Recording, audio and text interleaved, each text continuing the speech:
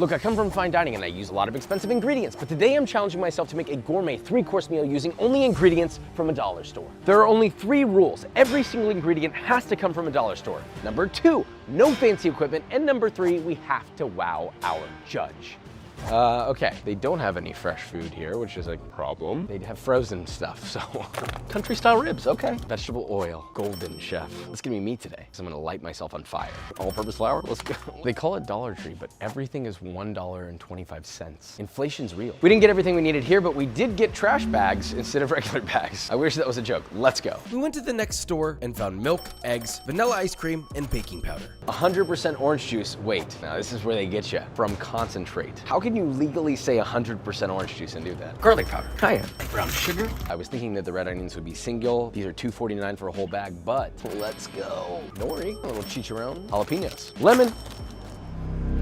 God damn, Mrs. Baird. No fresh pineapple, so canned. Peaches. They had dried apricots, so chorizo. I had to look everywhere for this. Sugar. They got all sorts of ramen. Obviously Shin. You're not eating Shin, you don't know Shin. Can't demonetize that. Here's a list of everything we bought and the prices for a total of this. Wait, very important note. No, it's not cookbook number 2, although it's coming. If you're in Houston, this is your opportunity to be in a video. Tomorrow, we're doing a pop-up at a bakery by the name of Magnol. At this time, free baked goods for whoever comes. Click the link in the description for details. I'll see you there. Now back to the recipe. Okay, so we got all these ingredients, now we need to make something out of it. First course is our appetizer. I'm calling it sort of a dipping ramen amuse-bouche kind of thing. Look, I'm not against instant ramen. I've stated it before, and I'm using Shin, the overlord of instant ramen, and rightfully so. Follow the package directions with the amount of water needed, bring that to a boil, add in your noodles and everything included in your Shin ramen package. Allow that to boil at high heat and reduce down by about half, around 5 minutes. Cut off the heat and make sure it's stopped boiling, and stir in 1 egg yolk. Continuously stir and follow that with 1 tablespoon or 18 grams of cold unsalted butter. I don't even think this is real butter, actually, now that I think about it. Continuously stir till everything is emulsified together. You shouldn't need salt, but feel free to add if your heart desires, although it might not be good for your heart. That's pretty much it. At this point, we're going to serve this in small ramekins with a small accoutrement platter, consisting of half a red onion that's been very thinly shaved, either with a knife or a mandolin. Obviously, a knife is going to be most people's answer. Rinse those sliced onions over cold water to take some of their bite away and get them extra crisp. Then about a half cup or 15 grams of nori seaweed snack that's been very thinly sliced, or chiffonade. Yes, I managed to find a brand called Tao Kei Noi that's literally $1 for a pack. Mound that up on the plate. Notice how these are all nice and neat piles. That's what you want. And optionally would be about 2 ounces or 57 grams of chorizo that's been cooked over medium heat, stirring frequently until cooked through and crispy, about 5 to 6 minutes. Lastly, 2 tablespoons or 32 grams of crushed pork rinds. Add that in a nice mound, as you did before, and you'll simply serve your 4 amuse-bouche with your platter of assorted accoutrements. Instruct your diners to add the accoutrement to their taste to develop the amuse-bouche of their dreams. But before we taste test, is our second out of 3 courses, our protein dish. This was a little bit tricky, but Dollar Tree came through and worked in my favor with boneless country-style ribs. Seriously, a game changer for this course. I gotta be honest, I don't know what I would have done without this. So we got our canned pineapples, and I'm thinking, what the am I supposed to do with this? I mean, canned pineapples aren't that bad, but aha. Pineapple relish. So get yourself 2 jalapenos. Obviously, you can dice these bad boys fresh, but if you have a gas stove, then char them over that. And I mean, really blacken every square inch of these puppies. Don't go skimpy-wimpy on me here. Pop your charred little fillers in a container and cover that with a lid for 5 minutes. Peel off their skins, deseed, and dice very finely. Again, you can do this fresh if you don't have a gas stove. Don't get on me in the comments about the gas stove being too fancy, blah, blah, blah. You don't have to do it. Take out your rings of pineapple, dice into 1/4-inch cubes, and pop into a bowl.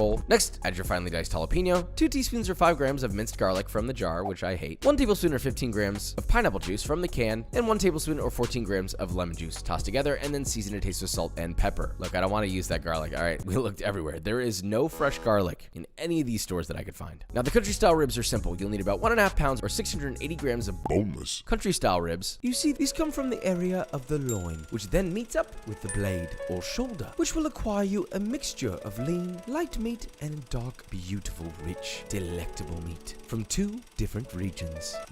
Now dab those dry with a paper towel. Begin heating a large pan over medium-high. Add just enough vegetable oil to coat the bottom of the pan. While that's heating, season your pork with salt to taste, a light pinch of garlic powder, a pinch of cayenne powder. Flip and repeat the seasoning on the other side. Don't be shy, okay? Get those salt levels up there. Now once your pan is hot, add your pork in, and please, please, please make sure the pork was dried on the exterior as much as possible. Otherwise, you're just gonna boil wet meat in a pan. We're trying to leverage as much flavor as we heavy-handed, I hear. Sear that bad boy for 2 to 3 minutes or until a nice deep golden brown crust magically appears. Flip and sear on the other side and let that cook until the internal temperature reaches about 160 Fahrenheit. We are absolutely not cooking these dollar store ribs to medium rare, all right? Now, at this point, you'll push your pork to one side of the pan, add in a 1/3 cup or 60 grams of unsalted butter or fake butter, in this case of our dollar store trip, very sad. Baste repeatedly with your stuff for 30 seconds, cut off the heat, and this is what's gonna make up for it, sort of. Add in 1 tablespoon or 8 grams of minced garlic. Continue to baste for another 30 seconds or until the garlic begins to toast. Remove your country ribs and rest for 5 minutes. While it's resting, take a halved lemon and rub the cut side in your crusty pan to pick up all those juices and squeeze over your resting pork.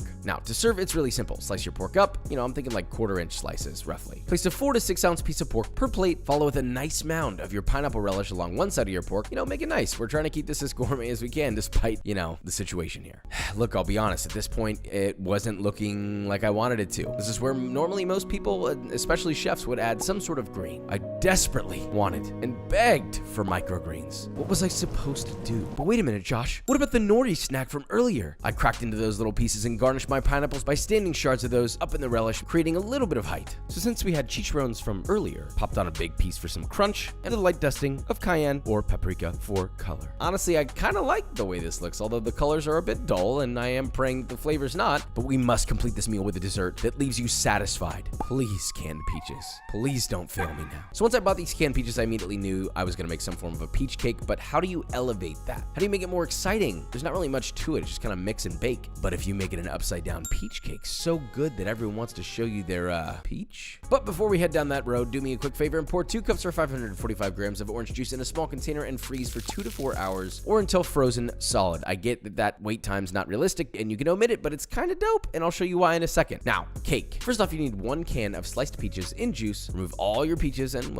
slice them in half again, lengthwise. It has the texture of like hamachi. Place those in a bowl and set aside. I will say, canned peaches aren't half bad. I don't mind them. Now, to a circular 9x2 cake pan, generously grease with cooking spray. Then in a medium-sized bowl, add half a cup or 125 grams of light brown sugar and a pinch of salt, followed by a half teaspoon or 1 gram of ground cinnamon. Mix together, follow with 2 tablespoons or 30 grams of melted unsalted butter. I'm using air quotations here. Whisk that together to get a wet sand texture. Spread that out in your cake pan, then add your peaches on top. Arrange them nicely, fan them out all in one direction, sort of like this circular shape here. Then in a separate bowl, or the same bowl, I suppose you could just literally rinse it out, add in 1.5 cups or 225 grams of all-purpose flour, 3/4 of a teaspoon or 5 grams of salt, 2/3 of a cup or 130 grams of white sugar, 1 teaspoon or 4 grams of baking powder. Whisk together till thoroughly combined. Follow that with 1 cup or 240 milliliters of whole milk, 1 large egg, which was extremely hard to find, a 1/4 cup or 70 grams of air quotation butter, which should be melted. Whisk all that together until you get a smooth, homogeneous batter. Pour directly atop your peaches and place in an oven preheated to 350 Fahrenheit for 35 to 40 minutes or until a toothpick or cake tester comes out clean. Hold your horses, pal. Let that cool for 10 minutes. Then invert over a wire rack to cool completely, and I mean, look at that luxuriously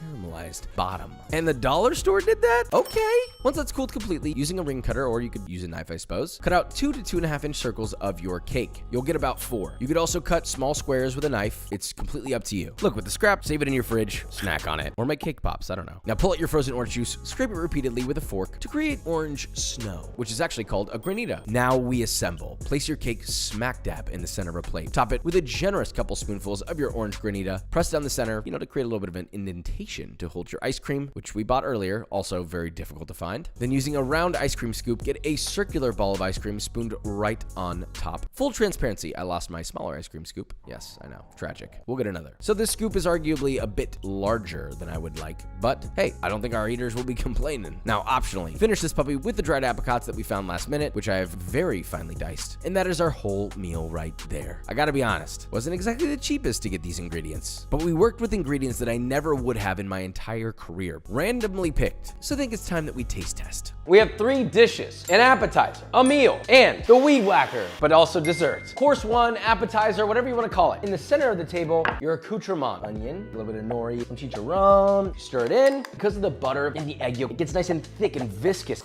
You got the umami from the MSG. That onion perfumes with the hot sauce. All of a sudden, I don't even recognize that this is an instant ramen. Main course. The pork looks moist. Pineapple relish, a little bit of that.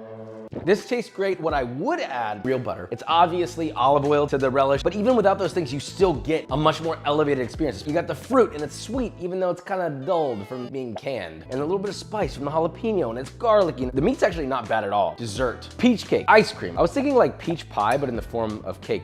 This came out very good. Granted, the granita's melted. This like perfectly complements everything. It's like refreshing, but it's rich, it's sweet, it's got a little bit of spice from the honey, the peach, the orange, it's like fruits that all belong together. It's a gathering, a small one, at the family table, in your mouth. Look, if I got a dessert like this, I wouldn't be mad, and I wouldn't know that this came from a dollar store. Oop. All right, Kendrick's here to taste test. Yay! Ramen. You don't have to go so fast if you don't want to. We can edit it. Good. Very creamy. The chorizo was nice little crispy bit. Added some texture to it. Adding the onions definitely freshened it up a little bit. They creamed.